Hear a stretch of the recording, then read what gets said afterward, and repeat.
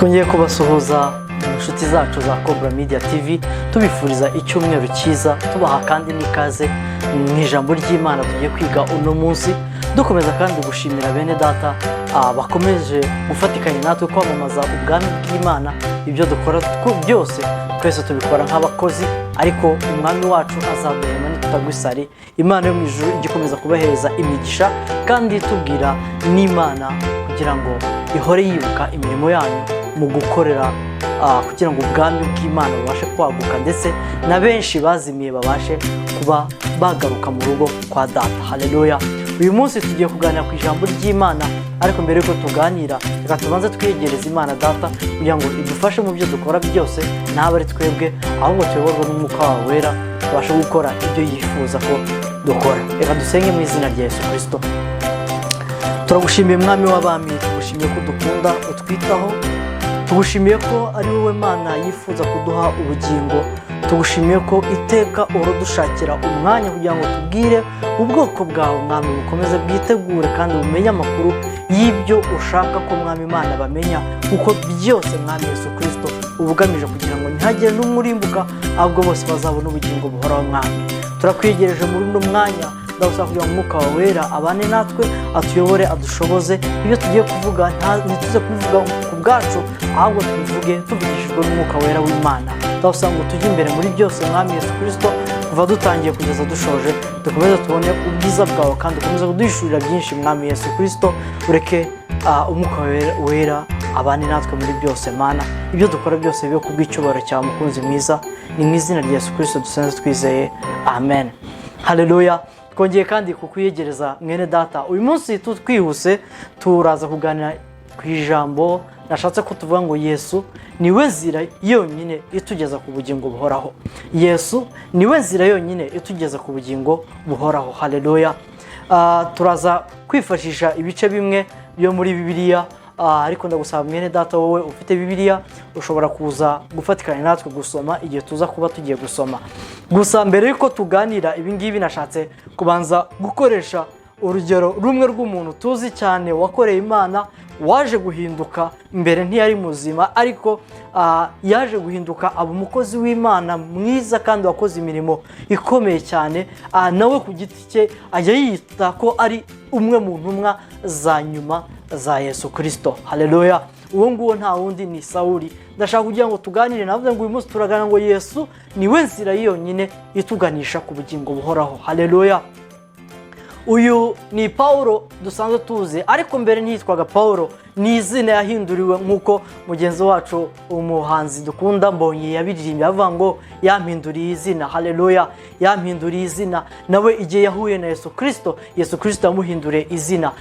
Uyu nguyu tugiye kumuganira nk'umuntu wakoreye Imana ariko atazi inzira arimo, atari yamenya ibyo arimo neza, afite ishyaka ry'umurimo w'Imana ariko ryuzuyemo ubujiji, ryuzuyemo kutamenya, kugeza umunsi yahuye na Yesu Kristo abona gukorera Yesu, ndetse yivuye inyuma atangira no gusa n'uwishyuye amadeni y'ibyo atakoze atari yakizwa. Uyu ni yitwaga Sawuli. Mbere yitwaga Sawuli, reka tubanze tumuvugeho. Sawuli yari umwe mu banyabwenge, yari umuheburayo mu baheburayo, yari umufarisayo, ndetse mu mategeko no gukiranuka kuzanwa n'amategeko yari inyangamugayo. Yari umuntu batangiragaho ubuhamya nk'umuntu wubahiriza amategeko kandi uyakurikiza, yari azi no kuyigisha, yari umunyabwenge agira n'ishyaka ryo kuyakurikiza.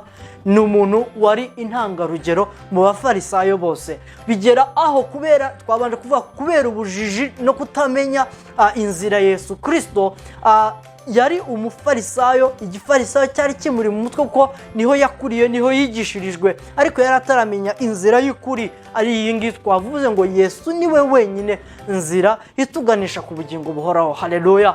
Icyo gihe abavugaga izina Yesu Kristo, abari barakurikiye Yesu Kristo bose, kuko iwe yumvaga afite ishyaka ry'umurimo, yumvaga ari abantu bari kuzana ibinyoma, yumvaga ari abantu barimo barabeshya abantu, barimo barazana ibinyoma mu mitima y'abantu, ashaka kubumvisha ko idini ry'abafarisayo cyangwa se inyigisho z'abafarisayo arizo zari z'ukuri, bakwiye kugendera ku mategeko. Amategeko ariyo ashobora kubahesha gukiranuka, kuko nawe n'ibyo yari yarakuriyemo yumvaga ari byo bikwiriye. Ariko icyo gihe kubera kutamenya inzira y'ukuri akakwiye guhitamo, yagerageje gukoresha uko ashoboye, ariko yari azi ko ari gukorera Imana, yari azi ko arimo arabikora ku bw'icyubahiro cy'Imana.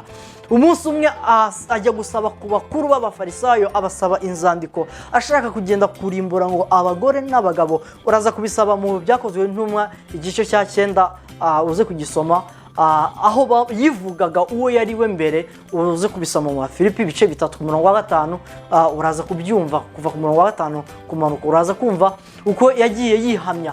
Ariko ibyo byose nibyo turi kuvuga igihe mbere atari yamenya inzira y'ukuri, atari yamenya Yesu Kristo, atari yahura na Yesu Kristo. Yari umuntu uri mu mwijima ariko atazi ko ari mu mwijima. Haleluya. Ariko uyu munsi mwene data naje kukubwira ngo inzira nimwe yonyine ni Yesu Kristo, niyo yonyine ishobora kutugeza ku bugingo buhoraho. Amen. Uyu Sawuli asaba inzandiko zimuhesha ubutware n'ubushobozi bwo kuba yafungisha cyangwa se yajyana mu buroko abantu bari bo bose basengaga mu izina rya Yesu Kristo, cyangwa se bavuga izina rya Yesu, babwirizaga izina rya Yesu Kristo. Mu rugendo yari arimo ajya i Damasiko, ariho yari agiye kurimbura ndetse no kugira nabi abasengaga Yesu Kristo n'abamwizeye bose, abigishaga mu izina rya Yesu Kristo. Icyo gihe nibwo yamenye inzira nashatse kubwira mwene data, inzira atarazi imbere, inzira ariyo Yesu Kristo. Haleluya. Yari ari mu nzira n'ishyaka ryinshi, yumva nk'umuntu ugiye mu murimo w'Imana wo kurimbura abantu bavuga mu izina rya Yesu Kristo, kuko yumvaga idini ryiwe ari ryo bose bagakwiye kugumamo.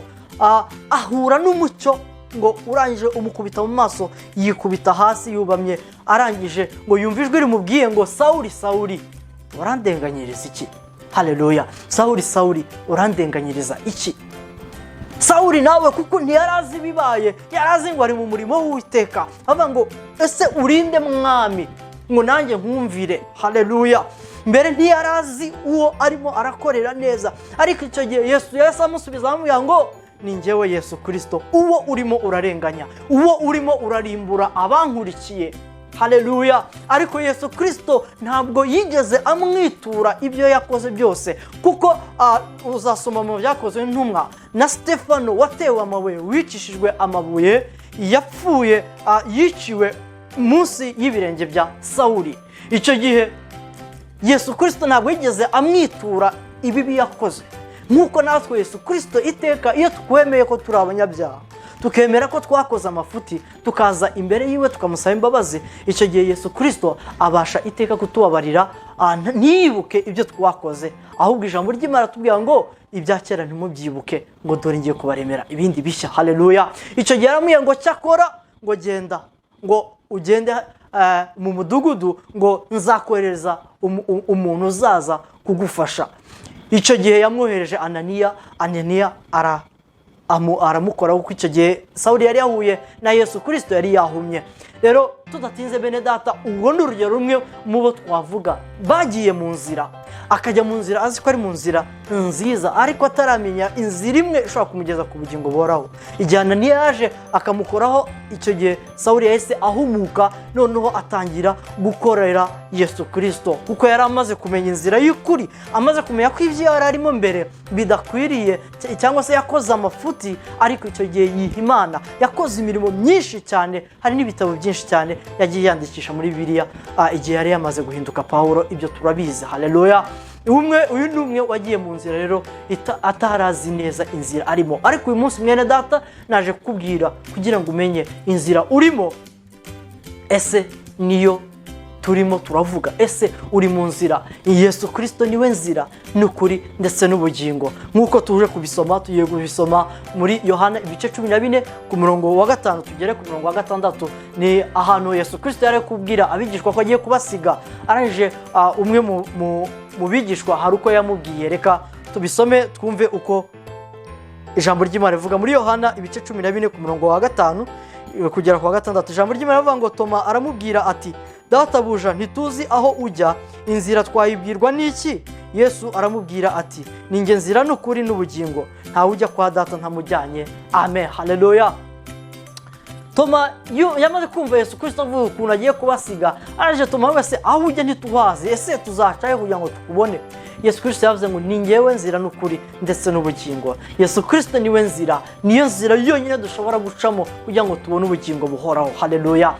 Bene data, idini ntabwo ari ryo ririmo inzira yatugeza ku bugingo buhoraho. Ntabwo idini ari ryo ryatugeza ku bugingo buhoraho. Haleluya. Ijambo ry'Imana ryo rivuga ngo idini ry'ukuri ngo nirifasha imfubyi n'abapfakazi, ngo kandi ngo rijya rutuma tuva mu bidatunganya. Tugomba kuva mu bidatunganya. Haleluya. Tukava mu bibi. Haleluya. Iryo ni ryo dini ritunganye. Rero idini, amafaranga n'ibindi byose twatekereza nta na kimwe dushobora kugura cyangwa se kugira inzira yatugeza ku bugingo buhoraho. Ubutunzi bwacu, amafaranga ntabwo dushobora gutanga ruswa kugira ngo tubashe kubona ubugingo buhoraho. Inzira ni iyi imwe yonyine, ni Yesu Kristo. Yesu Kristo niwe inzira n'ukuri n'ubugingo. Yasoje ku murongo wa 6 avuga ngo ni njye nzira n'ukuri n'ubugingo. Yavuze kandi inyuma avuga ngo ntawe ujya kwa data ntamujyanye. Haleluya. Nta n'umwe ushobora kujya kwa data Yesu Kristo atariwe umujyanye. Twese turifuza kugera ku bugingo buhoraho, twese turifuza kugera ku Mana duhora tuvuga, ariko se tuzaca hehe? Ni kuri Yesu Kristo, nta handi dukwiye guca. Niwe wenyine rembo rishobora kutugeza ku bugingo buhoraho. Niwe rembo ryatugeza kuri data, ariwe se w'umwami wacu Yesu Kristo. Reka uyu munsi twaje kugira ngo tuganire inzira dukwiye guhitamo, inzira y'ukuri n'ubugingo, ariyo Yesu Kristo. Reka dusome ijambo ry'Imana twumve kandi ko hari abandi bahitamo izindi nzira, ariko njye nakugiriye inama, hitamo inzira imwe, ariyo guhitamo Yesu Kristo, akakubera umwami n'umukiza, akaba ari uzabasha kukugeza mu bwami bw'ijuru. Amen. Reka dusome ijambo ry'Imana kandi dusoma muri Matayo igice cya 7 ku murongo wa 13 n'umurongo wa 14. Ndashaka kugira ngo tuze gutinda kuri iri jambo cyane, uze kunyumva mwene data. Ijambo ryagira icyo rikora ku buzima bwawe ndetse no ku bugingo bwawe. Haleluya. Ijambo ry'Imana muri Matayo ibice 7 ku murongo wa 13, ijambo ry'Imana rivuga ngo munyure mu irembo rifunganye, kuko irembo ari rigari, ni inzira ijyana abantu kurimbuka ari nini, kandi abayinyuramo ni benshi. Ariko irembo rifunganye ni inzira ijya mu bugingo iraruhije, kandi abanyuramo ni bakeya. Amen. Haleluya. Hano ijambo ry'Imana ryatangiye ritubwira ngo munyure mu irembo rifunganye. Irembo rifunganye bavuze ni ryo Yesu Kristo, niwe nzira yonyine dushobora gucamo. Impamvu bavuze ko rifunganye nuko abifuza kuricamo ni benshi, ariko ni inzira imwe yonyine. So rero kugira ngo tuceyo turasabwa kumva no kugenda uko ashaka. Nta yandi mahitamo, ntidufite andi mahitamo usibye kugenda uko yifuza. Niko ijambo ry'Imana ritubwira mu Efeso ibice 5 avuga ngo mwigane Imana nk'abana bakundwa. Dukwiye kugenda uko ashaka. Yesu Kristo niwe twavuze, niwe nzira, niwe rembo ry'ukuri rishobora kutugeza mu bugingo buhoraho. Haleluya. Avuze ngo tunyure mu irembo rifunganye, kuko irembo ari rigari, ngo ni inzira ngo ijyana kukurimbuka. Haleluya. Bene data, hari inzira nyinshi bitewe n'isi turimo, bitewe n'imyumvire y'abantu igiye itandukanye. Inzira ngari bitewe n'uko umuntu ashaka, uko umuntu ashaka kugenda kose, adashatse kumvira Yesu Kristo. Ijambo ry'Imana rivuga ngo abamwemeye bose bakizera izina rye, ngo yabahawe ububasha bwo kuba abana b'Imana. Abo nibo bonyine bashobora kuzumva bakifuza no guca mu irembo rifunganye. Ariko abatazemera bose uko bangana ko bose bazaza bahurire muri rya rembo rigari, rya rembo rifite inzira ngari nini cyane iganisha abantu kukurimbuka. Kuko buri wese ntashaka kumva ibyo inzira y'ukuri, inzira Yesu Kristo ashaka ko bacamo, ahubwo barashaka kugenda ukwabo. Uko ntekereza, uko nibwira, njyewe numva gutya, njyewe numva ubundi bitari kugenda gutya, ahubwo byakagombye kugenda gutya. Ibyo ngibyo sibyo, ibyo ngibyo sibyo, ahubwo turashaka kumvira Yesu Kristo. Yesu Kristo muri Matayo igice cya 11 ku murongo wa 28 na 29 rero bavuze ngo mwemere kuba abagaragu banjye, munyigireho ngo kuko umutwaro wanjye utaruhije. Kuba abagaragu biwe ni ukugira ngo twumvire umugaragu iteka yumvira umwami kandi akagenda uko umwami amutegetse. Nimba twaremeye Yesu Kristo nk'umwami n'umukiza, dukwiye kugenda uko adutegeka nk'umwami wacu. Haleluya. Niyo tumwumvira tuzaca muri rya rembo rifunganya ari ryo Yesu Kristo. Yesu yaravuze ngo abandi bose baca mu yandi marembo itari irembo ry'ukuri, ngo abo ngabo ni abajura. Haleluya. Rero turasabwa guca mu irembo ryandi rifunganye ari ryo Yesu Kristo. Niwe wenyine nzira ishobora kutugeza ku bugingo buhoraho. Haleluya. Ngo kuko irembo rigari, ngo iryo ngiryo niryo riganisha abantu ku kurimbuka, ngo kandi n'inzira ni ngari, kubera ko abantu benshi bazagira ibitekerezo bashaka gutandukanye n'uko Imana ishaka. Abo ngabo ibitekerezo byabo bizabashora cyane mu kugenda uko bashaka, barashiduke bagiye mu irembo ritari ryandi rya Yesu Kristo. Ko Yesu Kristo arashaka ko tugenda. Iyo tuvuze ngo umukristo, batuvuze ngo ukurikira Kristo, aho Kristo aca niho azaca. Ijambo ry'Imana ryavuze ngo inzira iraruhije, iyo ngiyo ifunganye iraruhije. Hari benshi batinye kuyijyamo kuko bumva ko iruhije, ariko Yesu Kristo yaravuze ngo muzemere kunyigiraho. Nitwemera kwigira kuri Yesu Kristo, yavuze ko atazadusiga twenyine, ahubwo azaza ngo akabana natwe. Haleluya. Azadushoboza kuhaca. Mu Kristo ari mu rugendo rugana i Siyoni, agana mu gihugu yarasezeranyije, cyangwa se aho azaruhukira ku Mana. Yaciye ahantu agaca n'ahantu hari intare, ariko yagiye abicamo byose kuko Imana yari kumwe nawe, kuko Yesu Kristo yagiye amuba hafi. Haleluya. Rero bene data, inzira turimo igana mu ijuru iraruhije, ariko iruhije ku muntu utemera Yesu Kristo kugira ngo amuyobore, amujyane, amutware uko ashaka. Ahubwo twebwe akenshi tugashaka kugenda uko twe twifuza, ariko icyo ngicyo nitugishaka kugenda uko twe twifuza, nibyo bizatuma tugenda muri ya nzira ngari ituganisha ku kurimbuka. Kuko ningenda uko nifuza, hari aho nzagenda contre cyangwa se mpabanyije nuko Yesu Kristo yifuza. Icyo gihe nshobore kuba najya mu nzira idatunganye, nkuko mu Migani bice 4 ku murongo wa 25 kumanuka ku murongo wa 26 gukomeza, avuga ngo ntituce iburyo cyangwa ibumoso, ngo ahubwo dukomeze dutumbire imbere. Haleluya. Dutumbire imbere, dutumbire Yesu Kristo, dutumbire umusaraba, niho hariho ubukiriro bwacu. Haleluya. Rero mwene data, nakwifuriza nkuko hano batanya bavuga ngo munyure mu irembo rifunganye. Niryo jambo rya mbere bavuze, tunyure mu irembo rifunganye, ariko guca muri Yesu Kristo. Duce muri Yesu Kristo, niho honyine hari ubukiriro, niho honyine dushobora kubona inzira tugeza ku bugingo buhoraho, tugeza ku Mana. Mu Kinyarwanda dukunda kuvuga ijambo bavuga ngo inzira nyinshi ngo nako ngo inzira nyinshi ngo ushobora guca mu nzira nyinshi, ngo ariko zose ngo zikagera ngo i Roma. Ariko bene data, mu ijuru hose ko nta yindi nzira uzacamo kugira ngo ubashe kugera ku Mana Data, cyangwa se ugere ku bugingo, usibye inzira imwe, ariyo Yesu Kristo. Niwe wihamije avuga ngo nta n'umwe ushobora kujya kwa Data atari we umujyanye. Rero ndaguhamagara mwene data kugira ngo uce mu irembo rifunganye ariryo Yesu Kristo, kugira ngo uzabashe kubona ubugingo buhoraho, uzabashe kugera ku Mana. Ndabizi ko twese nibyo tuba twifuza. Rero ndawusaba kugira ngo mwene data duharanire iteka kugenda uko Yesu Kristo yifuza, tumuhereze ubugingo bwacu. Nimba twaremeye Yesu Kristo nk'umwami n'umukiza, tureke atutegeke, twe kumivugisha akanwa gusa, ahubwo ubuzima bwacu bwihereze Yesu Kristo. Twemere ko ari we udutegeka, atuyobore, atucishe mu nzira ishobora kutugeza ku Mana. Yesu Kristo azabana natwe iteka ryose, nta kimwe tuzigera tumuburana. Amen. Umuririmbyi umwe yararimbye indirimbo rimwe avuga ngo niwe nzira yo kwera no gukiranuka, abanduye imitima ntibazayicamo, nta yindi nzira ni Yesu mwana w'Imana. Nta yindi nzira ni Yesu mwana w'Imana. Haleluya. Inzira ni imwe, ni Yesu Kristo. Bene data, idini ntabwo ari inzira itugeza ku bugingo buhoraho.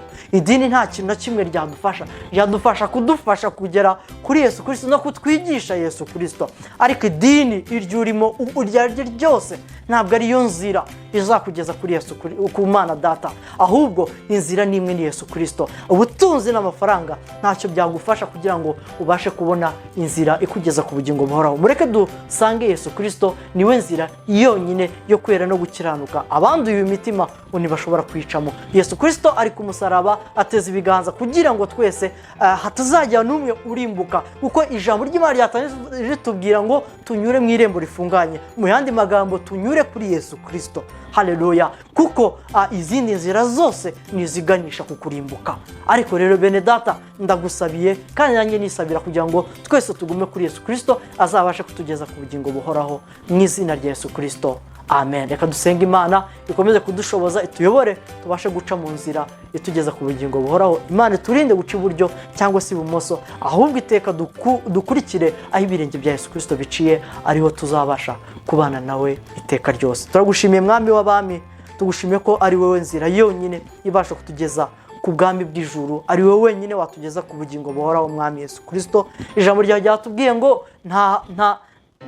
nta uzigera ajya kwa Data atari wowe umujyanye. Ndakwingiza Yesu Kristo ngo ukure muri twebwe mind ituma tugenda uko dushaka, tukagenda mu nzira atari zo wifuza kuducamo, izo nzira za zindi ngari zishaka kutugendesha zikatukanisha ku kurimbuka Mwami. Amarembo n'abiri Mwami Yesu Kristo, ukandi inzira n'amoko abiri, ariko waduhitiyemo irembo rifunganye ari wowe Yesu Kristo, kugira ngo uzabashe kutugeza ku bugingo buhoraho. Ni inzira igana iwawe, niyiganisha mu bugingo buhoraho. Ndasanga Mwami Yesu Kristo urebere Data bakiri mu mwijima, bene Data batari bahumuka ngo bamenye, nk'uko na Sawuli kera atari yakumenya Mwami Yesu Kristo uko yari ameze. Ndakwigize Yesu Kristo kugira ngo bene Data babashe kubahumura, bamenye inzira imwe yonyine ariyo Yesu Kristo, babashe kugana iwawe Mwami Yesu Kristo, uzabashe kubaha ubugingo buhoraho Mwami. Ndagusaba kugira ngo Mana ukomeze gukora umurimo wawe Mwami Yesu Kristo mu mitima yabo Mwami Yesu. Ibyo dukoze Mwami, reka twe ducishwe